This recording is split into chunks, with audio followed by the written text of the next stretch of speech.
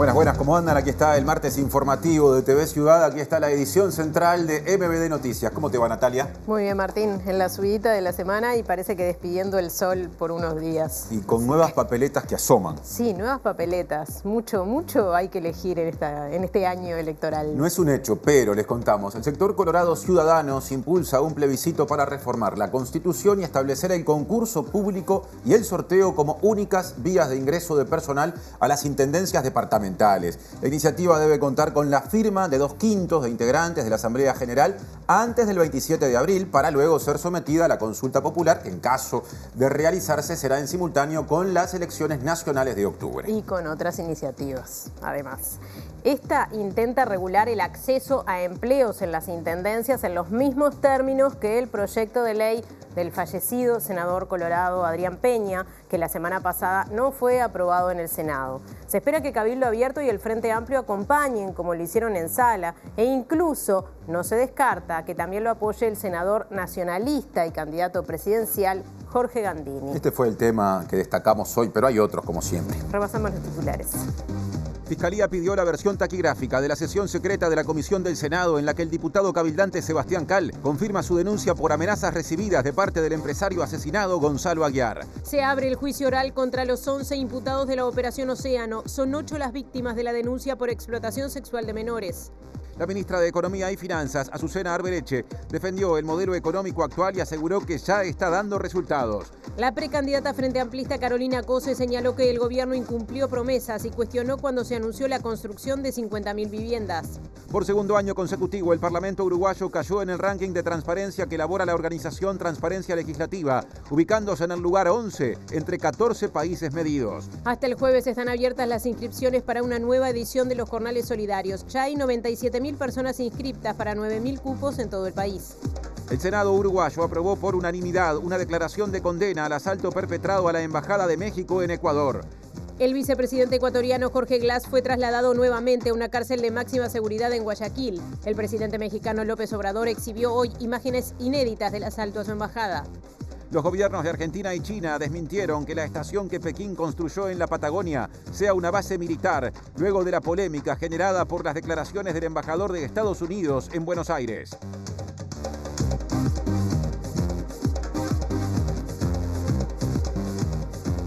Saludamos a quienes nos están viendo a través de la pantalla de TV Ciudad, también a través de tvciudad.uy, a quienes nos siguen en vivo por YouTube y a quienes nos escuchan por Uniradio, la radio de la Universidad de la República, 107.7 FM o uniradio.edu.uy. Ahora sí salimos del estudio, Martín. Porque de arranque llama, digamos, la agenda judicial y está para dar su adelanto en uno de los móviles de hoy, Julieta Núñez Tomás, que ya nos contará por dónde viene. ¿Cómo te va, Julieta? Bienvenida. Martín, muy buenas tardes para ti y para Natalia también. Así es, como escuchábamos en titulares, se abrió el juicio oral por la Operación Océano. Se designó un juez para esta instancia que no había tenido contacto previamente con esta causa para asegurar las garantías de este proceso. Hay 11 imputados y dentro de unos minutitos nada más vamos a estar con Juan Raúl Williman, el abogado defensor de alguna de las víctimas de este caso. Y de Goes a Villa Española, cercanías también de Pérez Castellanos. Ahí está Martín Duarte. ¿Cómo te va, Martín? Martín, Natalia, buenas tardes para todos y todas. Sí, estamos en la calle Jacobo Varela, muy próximo a la zona de la Antela Arena. A mis espaldas un núcleo de 5 cooperativas que en minutos va a recibir la visita del precandidato Yamandú Orsi en una actividad que lo saca por ahí de los estrados en ese tipo de comunicación y sí va a estar recorriendo la cooperativa con algunos anuncios. En breve los contactamos para poder ampliar algo de información. Otro adelanto, la precandidata presidencial frente amplista Carolina Cose dijo que el gobierno incumplió promesas, mientras que la ministra de Economía, Azucena Arbereche, defendió lo hecho en su cartera y dijo que fue mejor que lo que ocurrió durante el gobierno del Frente Amplio. Diría que claramente el gobierno ha marcado un quiebre en lo que es el manejo de la política fiscal. Porque en las administraciones pasadas estábamos acostumbrados a que había aumento de gasto y que los aumentos de gasto se financiaban con aumento de impuestos. La gente no es tonta, yo creo que nuestro pueblo es inteligente. ¿verdad? Y para eso está la democracia. Porque en la democracia uno dice, si me prometió y no cumplió, no lo voto.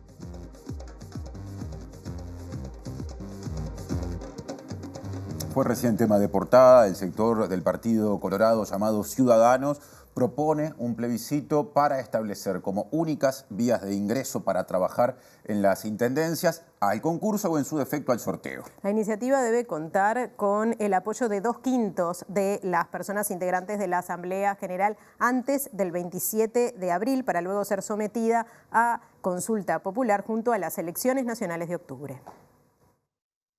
Se trata de una iniciativa de enmienda que busca introducir en la Constitución de la República el contenido de la ley propuesta por el senador Adrián Peña, fallecido el pasado viernes, que no fue aprobada en el Senado. De esta manera se busca saldar los cuestionamientos que tuvo el proyecto de Peña por parte del Partido Nacional en el Senado. Nosotros nos comprometimos como partido político y todos los partidos de gobierno se comprometieron en esto, que es el compromiso por el país. En el capítulo 2 está claramente establecido que se van a llevar adelante las acciones para que las personas contratadas en los gobiernos departamentales ingresen por concurso. Nosotros queremos apelar al soberano, es apelar a la ciudadanía, que nos diga si está de acuerdo con lo que nosotros proponemos o no, que la gente ingrese por su mérito, que ingrese por el mecanismo de concurso, de sorteo a los gobiernos departamentales. ¿Cuáles son los plazos que tienen a partir de ahora? Bueno, nosotros tenemos que presentar esto 6 meses antes de las elecciones, lo estamos presentando, así que por lo tanto tendrá la Asamblea General, que se requiere una mayoría especial de 2/5, que aprobarlo y luego someterlo a plebiscito junto con las elecciones nacionales del mes de octubre. Y atención a estos datos de la Oficina Nacional de Servicio Civil. En 2022 hubo 7.631 contrataciones de personal en las intendencias, de las cuales 2/3 fueron designación directa. Es decir, que ese año las designaciones directas fueron 5.071 en total, mientras que hubo 1.463 contrataciones por concursos, méritos y antecedentes, y las restantes 202 fueron por sorteo. Las designaciones directas abarcan tanto a la contratación de personal nuevo como a nuevos contratos realizados a personas que ya se desempeñaban en una misma intendencia. Estas cifras fueron compiladas por el semanario La Mañana basándose en el último informe oficial que fue publicado en agosto del año pasado y repetimos, hacía referencia al año cerrado 2022. Bueno, y Cabildo Abierto dijo que dará las firmas de su bancada para habilitar el plebiscito sobre esta modalidad de ingreso a las intendencias. Otros partidos, en el caso del Partido Nacional, lo decíamos al comienzo, el senador y precandidato presidencial Gandini dijo que podría llegar a apoyar esta iniciativa, aunque primero la va a estudiar, por más que la semana pasada, cuando se trató en sala, a través del formato proyecto de ley, votó en contra. Mi voto contrario a la ley estuvo fundamentado en la inconstitucionalidad de esa ley, que avasallaba, a mi juicio, la autonomía de las intendencias en esta materia. Ahora, si lo que se propone es reformar la Constitución, cae el argumento de inconstitucionalidad, precisamente porque no es una ley, sino un cambio en la Constitución. Así que yo lo voy a estudiar. Podría llegar a acompañar con mi firma, tengo que estudiarlo, consultarlo con los compañeros y verlo. Ustedes saben que el mecanismo es como el de allanamientos nocturnos, requiere la firma de 40 diputados y de 12 senadores, por lo tanto está asegurada si la vota el Frente Amplio, el Partido Colorado y Cabildo Abierto, tienen mucho más que eso. Tengo una posición favorable. Ya le comuniqué a varios legisladores de Ciudadanos que lo vamos a estar apoyando. Mañana nosotros tenemos una reunión de bancada donde vamos a definir. Pero bueno, Cabildo Abierto apoyó en el Senado el proyecto de ley que había presentado el senador Peña, así que es entendible que apoyemos la iniciativa. Nos parece una iniciativa sumamente justa y necesaria para poner un freno al clientelismo político que hay en todas las intendencias de todos los colores, de todos los partidos. En esta misma línea habló el senador frente amplista José Carlos Maía, porque dijo como Perrone de Cabildo Abierto, personalmente respaldo, pero primero el Frente Amplio debe definirlo de forma colectiva. Ahí está, y Maía lo que dice es que al definir su posicionamiento acerca de este plebiscito, el Frente Amplio debe ponderar la incidencia de este tema en la campaña por las elecciones nacionales. A mí me genera cierto grado de duda no tanto el rango constitucional, sino el que vamos a tener una elección que vamos a tener por un buzón, no una urna, porque si prosperan todas las iniciativas que están en la vuelta, esto es la de seguridad social y las otras 4 o 3, se agregaría esta, con lo de allanamientos nocturnos, con la que propone Cabildo Abierto si llega, más las listas de los partidos, se va a elegir presidente, en fin, la iniciativa está buena en el sentido del tema. Habrá que discutir en el Frente Amplio si se puede acompañar y en qué términos pasa. Consultado acerca de la afectación electoral que podría aparejar para el Frente Amplio definir postura en torno a los plebiscitos, en particular el que promueve el PIT-CNT, el legislador señaló: no creo que sea neutra, influencia va a generar. Para el Frente Amplio es un elemento exógeno. El Frente Amplio decidió ir por el camino legislativo, dio libertad a sus votantes a firmar y a sus militantes y a algunos sectores, pero no deja de ser algo que puede llegar a ser una distorsión en el ciclo electoral. Hay novedades en el caso Operación Océano. Recién lo adelantaba Julieta Núñez Tomás, que ahora lo desarrolla. Adelante, Julieta. Así es, Natalia, como mencionábamos hace unos minutos nada más, este caso tan grande que comenzó con 30 imputados y con más de 20 víctimas, ahora llega a la etapa de juicio oral, una etapa que no es la más común, un proceso que no es el más común en este tipo de casos, y es por eso que estamos con Juan Raúl Williman, integrante del consultorio jurídico de la Universidad de la República, que es quien auspicia a víctimas de este caso, a 5 o 6 víctimas de este caso. Juan Raúl, ¿cuál es la característica del juicio oral? ¿Por qué llama tanto la atención en estos momentos? ¿Qué garantías puede dar un proceso así? Bueno, en todo caso llama la atención porque no es la salida más habitual en la nueva estructura procesal. El sistema acusatorio se apoya sobre la base de que la mayoría de los conflictos penales se van a resolver por otras estructuras abreviadas, como es el conocido proceso abreviado. Pero eso requiere de la voluntad de la Fiscalía de arribar a un acuerdo de proceso abreviado y fundamentalmente de los imputados. Ojo, eso sucedió en la Operación Océano, y de hecho hay 9 condenas de procesos abreviados, también hay unos 12, 13 sobreseimientos, pero bueno, hay 11 personas, 11 imputados que tomaron la decisión de el camino más garantista, más largo, que es el juicio oral y público. También es una decisión de Fiscalía la que tampoco planteó procesos abreviados para estos casos, o sea que en realidad era la única salida posible. Es cierto lo que tú decís, no es la vía habitual del sistema, por eso llama la atención un juicio oral y público, pero sí es la más garantista, es decir, cuando un juez le pregunta a un imputado si acepta el juicio abreviado, el proceso abreviado, le pregunta si tiene claro que está renunciando a la máxima garantía. Bueno, esta es la máxima garantía. Y la característica que tiene es que el juez que va en este caso a operar no tenía conocimiento anterior del caso, eso también para dar más garantías a este proceso. Claro, bueno, eso es una de las ventajas del nuevo sistema procesal. El sistema anterior, el Código del 80, de 1980, tenía un grave error de diseño, que era el juez que instruía, aparte de tener el doble rol de investigar y luego decidir, el mismo que llevaba adelante el presumario y hacía toda la indagatoria, después tenía que cambiar de rol, lo cual no era posible, para pasar a tomar la posición de decisor. Bueno, esa contaminación lo que hacía es que el juez que procesaba en el 90 y pico % de los casos luego condenaba.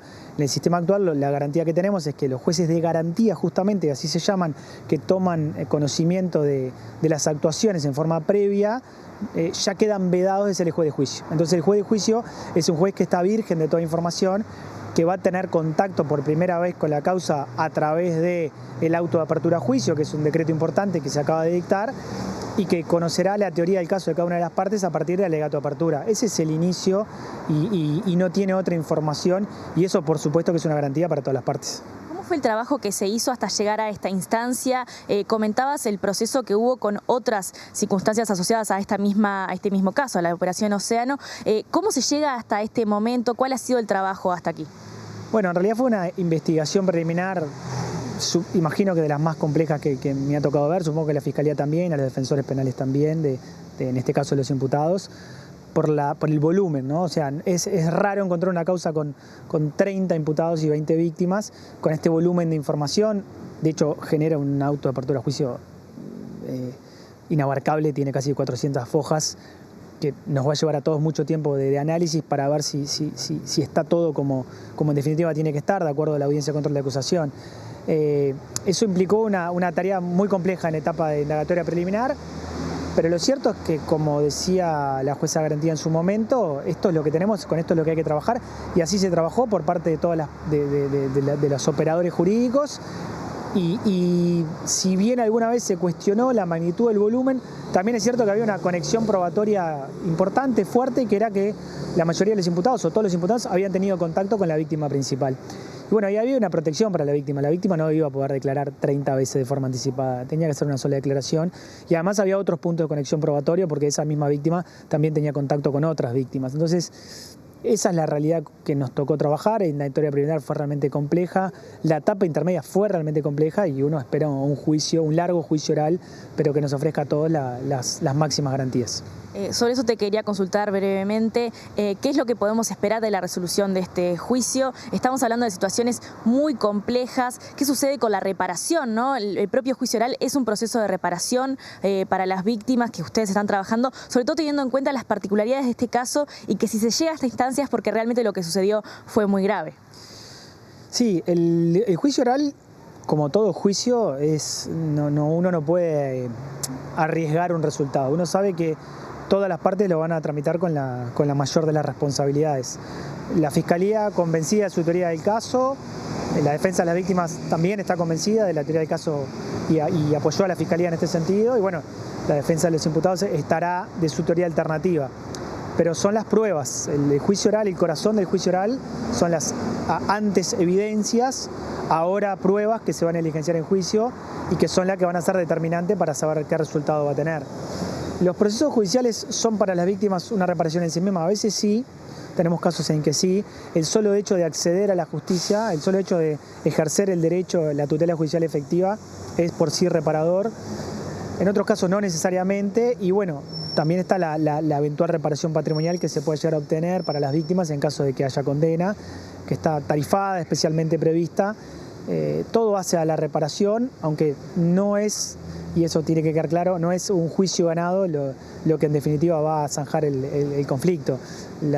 Si una víctima, sobre todo estamos acá en Afavide, en los 200 casos que tenemos, obtiene una sentencia favorable en cuanto a evitar la impunidad, es eso, ¿no? El dolor que provoca ser víctima de un delito no lo va a reparar el sistema judicial.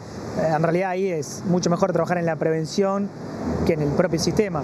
Lo que también es cierto es que si no podemos prevenirlo y a una persona le toca ser víctima, bueno, está bueno que todas las instituciones y sobre todo el sistema de administración de justicia esté dispuesto para que esa víctima pueda transitar el proceso con las mayores garantías.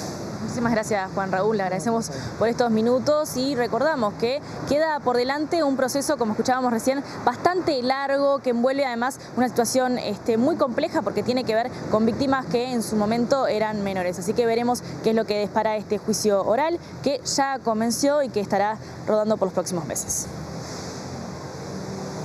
Muchas gracias a Julieta y al equipo. Ahora cambiamos de tema, nos mantenemos cerca del ámbito judicial, porque Fiscalía pidió la versión taquigráfica de la sesión secreta de la Comisión Especial de Seguridad y Convivencia del Senado, en la que el diputado cabildante Sebastián Cal confirma su denuncia por amenazas recibidas por el empresario Gonzalo Aguiar. Y atención, porque por este tema, esto se confirmó, la fecha se confirmó recientemente, el 23 de abril va a comparecer ante el Parlamento el ministro del Interior, Nicolás Martinelli, ya que Cal mencionó que una especie de nexo de las autoridades con Aguiar.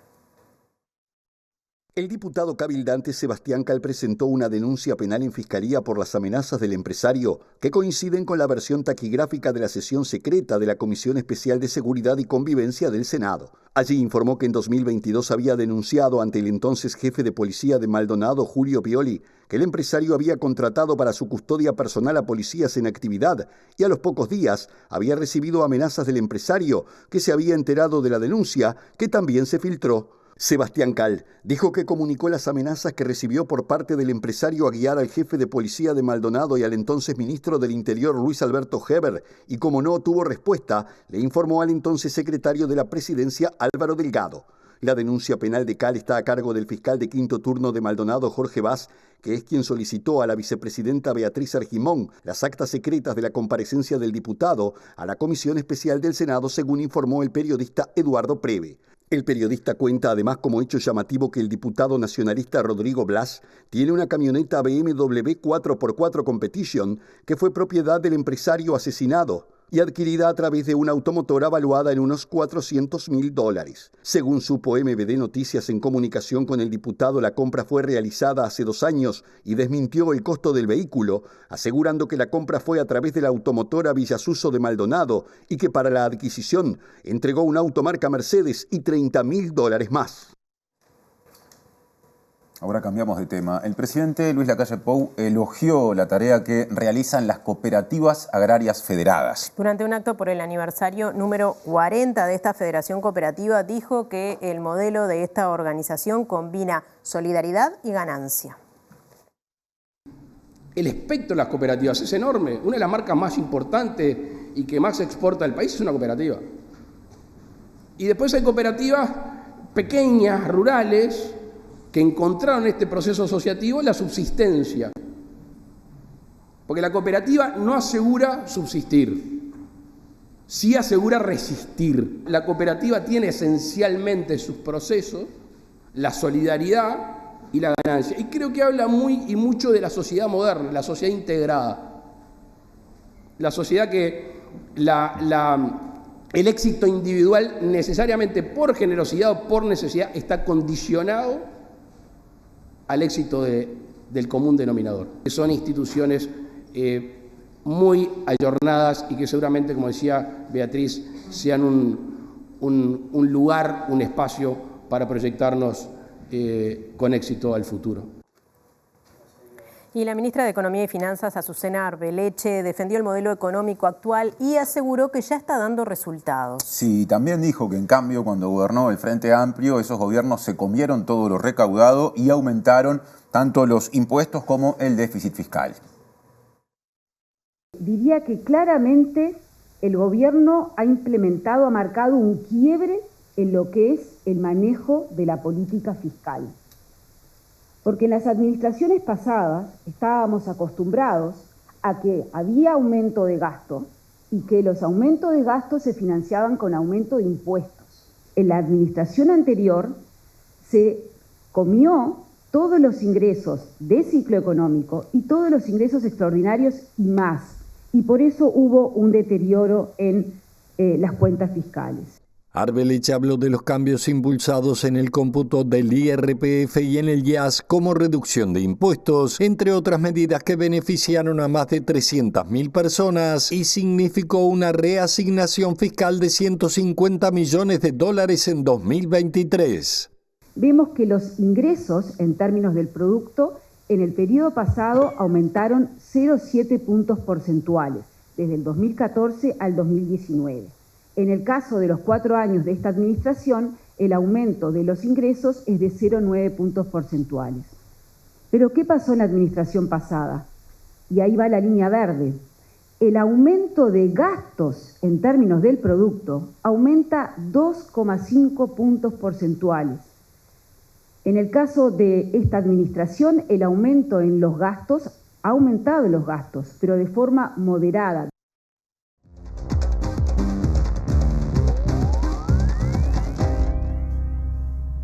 Las cifras de pobreza divulgadas la semana pasada, cifras oficiales, siguen dando lugar a diferentes análisis. Por eso vuelve a hablar del tema, pero para tomar otros datos, Germán de Agosto. ¿Cómo te va, Germán? ¿Cómo andas, Tincho? ¿Por dónde vas a ir hoy, teniendo en cuenta que hay un universo muy amplio de asuntos para destacar? Sí, ahora lo que vamos a hacer es aprovechar los datos que procesó el economista Matías Brun junto al periodista Tomer Urwich y vamos a meternos dentro de lo que es el universo de personas pobres para entender algunas características que hacen a esa vulnerabilidad que ayer comentaba justo acá en el informativo Andrea Vigorito, en el sentido de la independencia que tiene la situación de pobreza en relación a los vaivenes del ciclo económico, en particular a los vínculos de las personas con el mercado laboral. Bien. Así que, por ejemplo, acá tenemos lo lo que sería la distribución de las personas pobres, ese 10,1%, ¿sí? Cómo está distribuido según la condición de actividad de las personas, ¿sí? Tenemos que básicamente 1/3 de los pobres son menores de 14 años y por ende entendemos que no están en edad de trabajar en nuestro país. Claro. ¿Sí? Luego tenemos un 30% que está ocupado y eso es lo que nosotros vamos a hacer foco, es decir, cuál es el vínculo que hay entre el mercado laboral y la situación de pobreza medida siempre por la perspectiva de los ingresos. Hay un 11% que son estudiantes, es decir, son inactivos pero están estudiando, lo mismo con un 10% de inactivos que se dedican a los quehaceres del hogar, ¿sí? Luego tenemos un 8,5% que no tiene empleo, pero que está buscando activamente empleo. Y después tenemos una combinación de jubilados y pensionistas, casi un 4%, y también de otras categorías, por ejemplo, personas que buscan empleo por primera vez, es decir, primeros desocupados, los que tenemos, ¿sí? Rentistas, y alguna otra categoría más residual pequeñita que la agrupamos justamente en otros. Entonces, teniendo en cuenta que básicamente el 30% de las personas pobres son ocupadas, en la siguiente placa vamos a ver cuáles son las principales actividades que justamente ocupan a estas personas que no alcanzan con sus ingresos a superar el umbral que establecemos como línea de pobreza en nuestro país. ¿Y qué surge ahí? Y acá tenemos que el 16% básicamente son vendedores, que son vendedores ambulantes o vendedores de pequeños comercios, ¿sí?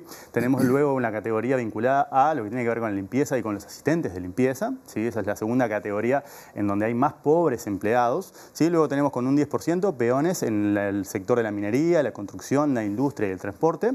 Un poquito menos también, pero también peones en el sector agropecuario, es decir, sector primario, porque recogemos también pescadores y forestales. Y después tenemos oficiales y operarios de construcción. Es decir, estas son las actividades que más emplean a personas, pero que justamente sus ingresos no son suficientes para que superen el umbral que establecemos como línea de pobreza en nuestro país. Uno ve el repaso de todos esos sectores y se pregunta, ¿pero qué pasa con la formalidad o la informalidad cuando hay mucha gente que trabajando ahí es pobre igual? Exactamente, y pensá que, de acuerdo a estos datos, hay un 39% de las personas que son pobres que están buscando otro empleo activamente, ya sea para compensar ingresos o ya sea para buscar estabilidad, ¿sí? Entonces, de alguna manera, hay una búsqueda activa, más allá de que incluso están empleados, pero justamente ese empleo no es suficiente en términos de volumen para alcanzar ese umbral, así que vamos a la siguiente placa y establecemos justamente el vínculo que vos señalás entre lo que es la pobreza y la informalidad.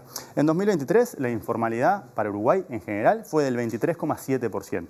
Sin embargo, cuando miramos entre las personas que son pobres, es decir, que están ocupadas, pero dentro de la informalidad, es decir, por fuera de la malla de protección social, tenemos que del 71%, casi 3 de cada 4 trabajadores pobres son trabajadores informales y el 21% de los trabajadores que no son pobres. Y ahí lo que tenemos son el ranking también procesado por Matías Brum de las principales actividades, ¿sí? Acá estamos pensando por actividades de las personas y no por sector de actividad, que no es lo mismo, ¿sí? Y eso es básicamente dentro del universo de informales, acá tenemos el 40%, ¿sí? Que es representado por estas distintas tareas. Por ejemplo, albañiles, casi un 8% de los informales pertenecen al sector, no al sector, sino a la actividad de albañilería. Claro, no ¿sí? quiere decir que trabajan en empresas de construcción, a veces son tareas particulares, ¿está Exacto, bien? por ejemplo, si vos lo mirás por sector, sabes que la construcción tiene una informalidad del más del 50%, pero acá esa persona puede estar cortando otros sectores, por eso estamos mirando la actividad y no el sector de actividad. ¿Sí? Esa empresa puede estar desempeñándose en otro sector. Luego tenemos limpiadores, asistentes domésticos, también un 8%, vendedores kioscos, ¿sí? Peones de jardinería, peones de construcción, cocineros, ¿sí? Cuidado de niños, 3% de los informales se dedican a actividades de cuidado de niños, y asistentes de venta de tiendas y almacenes. Así que acá lo que tenemos es casi un 40% de los trabajadores informales pertenecen o desempeñan este tipo de actividades. Como decía la nota periodística que citaste al comienzo del Observador, lo que queda claro es que la gente pobre mayormente trabaja y trabaja a veces mucho o busca segundos empleos. Eso es justamente un poco para derribar ese mito de que el trabajador, que el pobre es un nini. De alguna manera acá tenemos justamente que el vínculo con el mercado laboral no es suficiente porque tiene trayectorias interrumpidas, porque tiene formalidad, porque tiene salarios sumergidos, por un conjunto de cosas que hace que independientemente de que la persona esté trabajando, sus ingresos no alcanzan justamente para salir de esa situación de vulnerabilidad medida a partir de los ingresos. Mucho más una situación amplia de vulnerabilidad, por eso Vigorito hacía referencia a un universo mayor, porque justamente la vulnerabilidad comprende muchas más dimensiones que exceden solamente a la órbita de lo que son los ingresos. Y ahora una última precisión que tiene que ver en torno a la distribución geográfica de lo que es la pobreza en Montevideo. Fíjate que de alguna manera ese 10% que tenemos a nivel país, cuando lo miramos en Montevideo, ¿sí?, se compone de este tipo de tasas, ¿no? Tenemos en Tres Ombúes y en Pueblo Victoria una pobreza del 46%, en Casavalles del 45%, ¿sí? Acá tenemos los barrios con mayores incidencias de la pobreza, ¿sí? O sea que de Casabó para arriba todos son cifras casi superiores al 30%, ¿sí? Entonces de alguna manera esos promedios naturalmente siempre esconden situaciones muy dispares, tanto en términos de lo que son barrios de Montevideo, lo que son municipios y lo que son departamentos, ¿sí? Porque también la informalidad, porque también los principales indicadores del mercado laboral justamente esconden todas esas heterogeneidades que de alguna manera cuando se cruzan te genera esta situación donde son personas que están vinculadas pero intermitentemente con el mercado de trabajo, a pesar de que, como vos dijiste, buscan activamente justamente tener un vínculo más estable que les genere una mayor capacidad de ingresos justamente para salir de esta situación casi estructural, pues estamos hablando de un núcleo de pobreza porque, como repasamos la vez pasada, hace años que venimos con un promedio de pobreza que no difiere mucho del 9 o del 10%. Sí, claro, anda ahí, ¿no? Que es independiente de los vaivenes del ciclo económico, de que la economía ande bien o que la economía ande mal. Y es interesante que se plantee en este año de elecciones y campaña electoral como un tema y como un desafío. Gracias, Germán, y hasta la próxima. Hasta la próxima. Seguimos haciendo MBD Noticias. Sigue Natalia. Sí, les contamos que la precandidata presidencial Frente Amplista, Carolina Cose, dijo que el gobierno incumplió promesas, entre las que mencionó el anuncio de la construcción de 50.000 viviendas e ironizó con la frase "se acabó el recreo". Entrevistada en Radio Florida aseguró que en su caso cumplió con todo lo que prometió durante la campaña para las elecciones departamentales de Montevideo de 2020. Hay candidatos que por ahí para lograr un voto prometen cosas que es... Bueno, pero la gente no es tonta. Yo creo que nuestro pueblo es inteligente, ¿verdad? Y para eso está la democracia. Porque en la democracia uno dice, si me prometió y no cumplió, no lo voto. Pero se terminó el recreo, por ejemplo, entró en la campaña anterior. Se terminó el recreo. Pero no, estuvieron de fiesta. Bueno, pero nadie les tocó la campana, ¿qué pasó? Pero por eso, esa fue una frase, bueno, se terminó el recreo y la gente se sumó a eso. ¿Y las 50.000 viviendas dónde están? Bueno, ¿Y la vivienda para los amigos? Pero el gobierno destaca que ha hecho muchas viviendas, ¿no? ¿Dónde están? Bueno, por lo menos destaca. 50.000, ¿dónde están? No digo yo, no resiste análisis. Ahora salimos de la campaña electoral y les contamos que el presidente de la Asociación Cristiana de Dirigentes de Empresa, ACDE por sus siglas, Marcelo Scabuzzo, dijo que el agro y los sectores vinculados a la exportación tienen problemas de competitividad debido al precio del dólar. De todas formas, afirmó que hay quienes se favorecen con la actual cotización de la moneda estadounidense considerada baja. Tenemos una amalgama de socios donde no podemos tomar una posición tan enfática como lo hacen otras gremiales. Parte de nuestros socios son favorecidos por este dólar tan bajo y otros son perjudicados. Todos los relacionados al agro y a la exportación están sufriendo falta de competitividad, según ellos, por el dólar. Por segundo año consecutivo, el Parlamento uruguayo se ubicó en el rango de los más opacos y cerrados de América Latina, de acuerdo con el índice que elabora desde 2011 la organización Transparencia Legislativa. Sí, el estudio, hizo el mismo análisis en 14 países. Uruguay está en el puesto 11 y solo supera a Bolivia, a República Dominicana y a Honduras. En una escala de 0 a 100 y en la que el primer extremo se refiere a parlamentos opacos y cerrados y el segundo a parlamentos transparentes y abiertos, Uruguay quedó 11º por segundo año consecutivo con 33,33%. Esto lo coloca en la franja de peor transparencia en la región, medida por la falta de planes sobre datos abiertos a cuestiones de manejo presupuestario y a la participación ciudadana en el ámbito legislativo. En ese mismo grupo, debajo de Uruguay figuran Honduras con 23,59%, Bolivia con 24,53% y Dominicana con 25,31%. En el otro margen de la escala, Chile quedó primero por segundo año consecutivo con 63,03%, siendo el único que supera la barrera del 60%, seguido de Perú y México. El índice latinoamericano de transparencia legislativa se elabora desde 2011 por la Red Latinoamericana una transparencia legislativa integrada por 32 organizaciones civiles y se compone de 58 indicadores y 4 variables. En este sentido, el informe registró un leve avance de los poderes legislativos a pesar de que la mayoría presenta importantes deficiencias en la apertura de información y en la rendición de cuentas de sus legisladores y asesores. Otro asunto ya en el segmento semi-internacional. El Senado uruguayo aprobó por unanimidad una declaración de condena al asalto perpetrado contra la Embajada de México situada en Ecuador, en la capital, Quito. La Cámara expresó que no hay justificación para que un Estado utilice la fuerza para irrumpir en una embajada de un país acreditado. El texto, elaborado por quienes coordinan las bancadas de todos los partidos, exhorta a respetar las normas internacionales que garantizan la paz y la convivencia entre las naciones.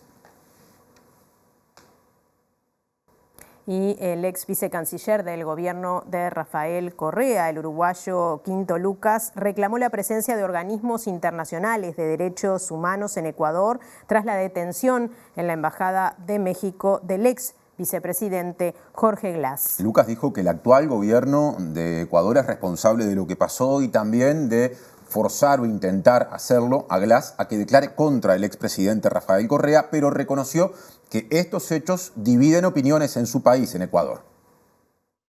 La mayoría de los países del mundo han condenado ese hecho. Más allá de esa realidad, la repercusión en Ecuador está dividida.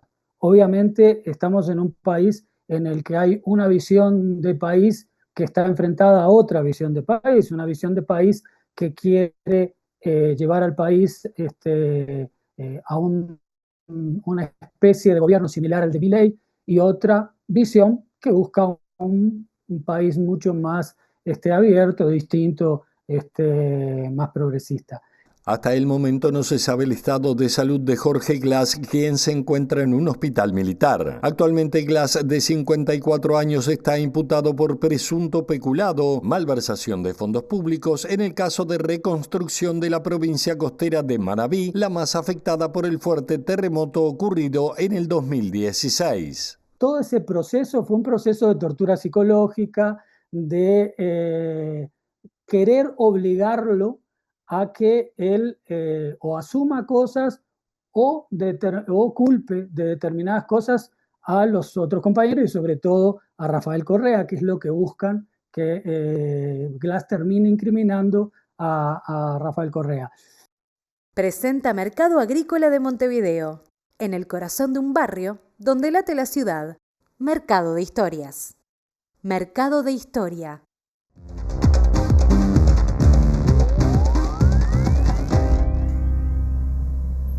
¿Qué tal? Buenas noches. Y a propósito de estos temas, lo primero que vamos a decir es que el ex vicepresidente ecuatoriano Jorge Glass salió del hospital donde estaba internado y regresó, o lo regresaron, mejor dicho, a la cárcel de máxima seguridad de La Roca en la ciudad de Guayaquil. Mientras tanto, hoy tuvo lugar la primera jornada de análisis de este tema en la Organización de Estados Americanos, en la OEA, y allí el vicecanciller ecuatoriano Dávalos acusó a México de socavar la figura del asilo diplomático con su actitud, mientras que hoy de mañana el presidente mexicano Andrés Manuel López Obrador, en sus habituales conferencias de prensa, presentó imágenes inéditas de la irrupción de las fuerzas de seguridad ecuatorianas en su sede diplomática. El gobierno de Ecuador acusó hoy a México ante la OEA de socavar la figura del asilo diplomático, tergiversando el verdadero espíritu de las convenciones que regulan esta institución, al concederlo a un condenado y prófugo de la justicia ecuatoriana y promoviendo la impunidad, dijo el viceministro de Exteriores de Ecuador, Alejandro Dávalos.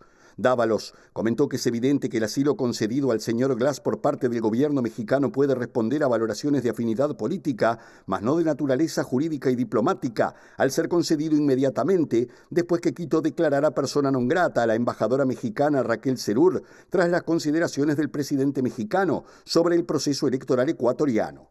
El mandatario mexicano exhibió hoy durante su habitual conferencia de prensa diaria imágenes exclusivas del momento en que irrumpen las fuerzas de seguridad ecuatorianas en la embajada y defendió la diplomacia de su gobierno, así como la larga tradición de asilo que tiene México, calificando la irrupción policial como vil y autoritaria.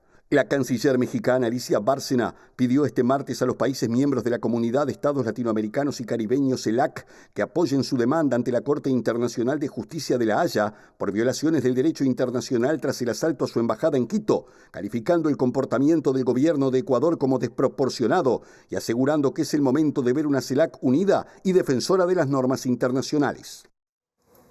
La canciller argentina Diana Mondino recibió en las últimas horas al embajador chino en Argentina, Wang Yi, a partir de la situación que se generó no solo con la llegada de Laura Richardson, sino las acusaciones que hizo en su momento el embajador de Estados Unidos en el vecino país, Mark Stanley, quien dijo que una base de investigación espacial que hay en la Patagonia Argentina estaba llena de soldados chinos y que el objetivo era justamente tener allí una base militar. Todo esto ha generado mucha rispidez que ya la tiene el gobierno de Milei con el gobierno chino. Recordemos que China es el segundo socio comercial en importancia de la República Argentina y emitieron un comunicado conjunto desmintiendo que la base china se preste para tales fines militares. La canciller argentina Diana Mondino, quien este mes realizará una gira oficial a Pekín, y el embajador chino Wang Wei comenzaron a temperar la renovada tensión generada entre ambos países tras la visita de la jefa del Comando Sur de Estados Unidos, Laura Richardson, y las denuncias sobre los objetivos de la base instalada por China en la Patagonia. Ambos llegaron al acuerdo de desmentir la especulación de que la estación de espacio lejano es supuestamente una base militar, señaló un comunicado de la embajada china al referirse a las acusaciones que lanzó Mark Stanley, embajador de Estados Unidos en Argentina, sobre una inexistente base militar del país asiático en la Patagonia. Me sorprende que Argentina permita que las Fuerzas Armadas chinas operen en Neuquén en secreto, haciendo quién sabe qué. Tengo entendido que se trata de soldados del ejército chino que operan este telescopio espacial, afirmó el diplomático a fines de marzo en una entrevista con el diario La Nación. La embajada de China en Argentina recordó que jamás se han encontrado indicios de uso militar en una base que sirve para investigaciones científicas y que la seguridad del predio está a cargo de la policía y hace unos años atrás de una empresa privada, pero nunca de soldados chinos, señaló en sus redes sociales. Sin embargo, el gobierno argentino enfrenta ahora la presión de Estados Unidos para que debilite la influencia china en la región, lo que la oposición denuncia que forma parte de las tradicionales políticas intervencionistas que Washington aplica en América Latina. Y si no les alcanzó con estas confrontaciones, vamos a hablar de una que seguramente va a tener mucho futuro y tiene que ver con la polémica que se ha generado entre el multimillonario Elon Musk, dueño, entre otras cosas, por supuesto, de la red social X, ex Twitter, con el jefe, o mejor dicho, el juez del Supremo Tribunal Federal brasileño, Alexandre de Moraes, a quien calificó de un dictador y de censurar la libertad de prensa a partir justamente de las investigaciones que se han realizado sobre esa red y las noticias falsas. Esto fue aplaudido naturalmente por el bolsonarismo, que ve en Elon Musk también una cuña para poder justamente recuperar un poco de terreno después de todas las investigaciones que los ponen justamente en la órbita de la justicia. Una situación que seguramente nos antepone al mundo que se viene, multimillonarios confrontando con la justicia de los países.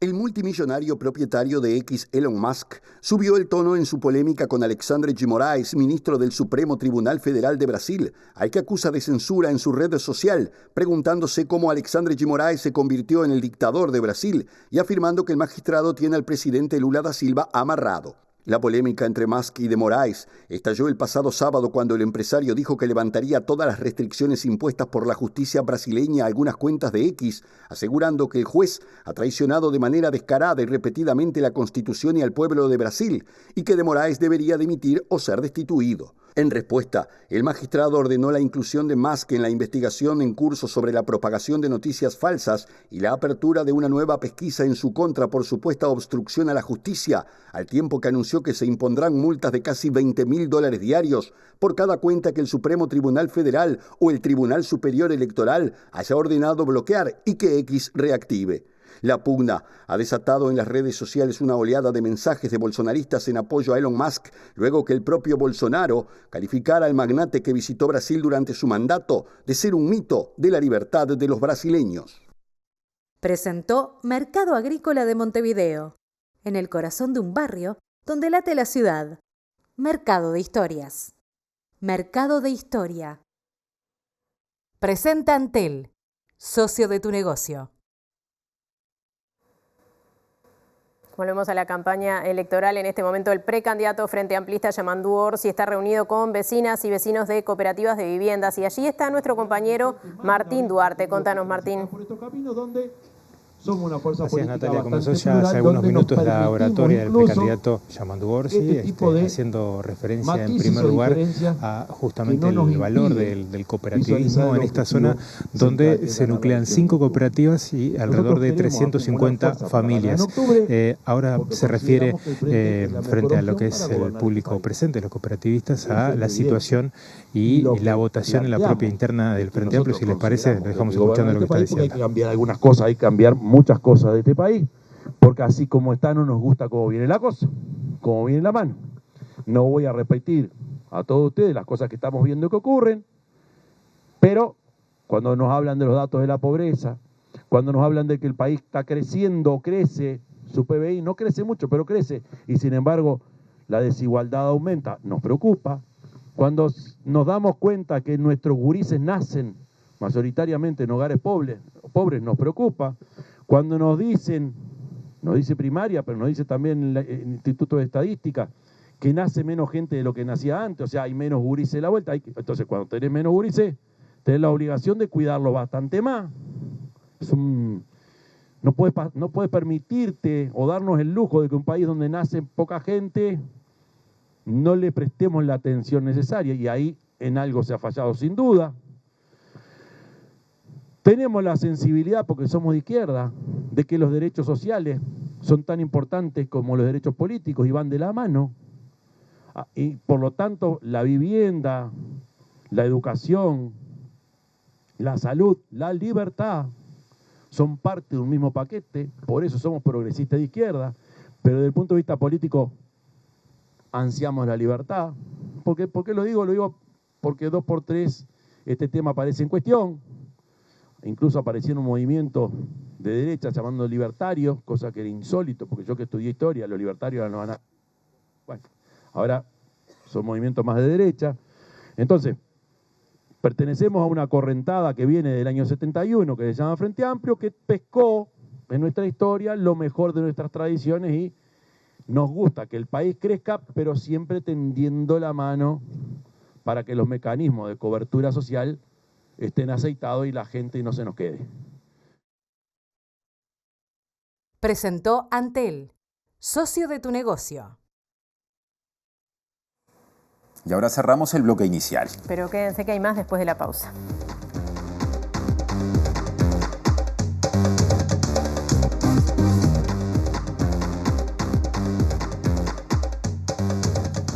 Segundo bloque en MBD Noticias. Vamos a actualizar la situación de casos de dengue a nivel nacional porque según el más reciente reporte del Ministerio de Salud Pública hay 21 nuevos casos de dengue autóctono y 6 importados. Hasta el momento son 386 los casos confirmados en todo el país. Salto es el departamento con mayor incidencia del virus. El médico intensivista Julio Pontet dijo que esta situación que se está dando colaboró con que el personal médico conozca más del asunto del dengue en este caso. Y Pontet destacó los protocolos y los tratamientos.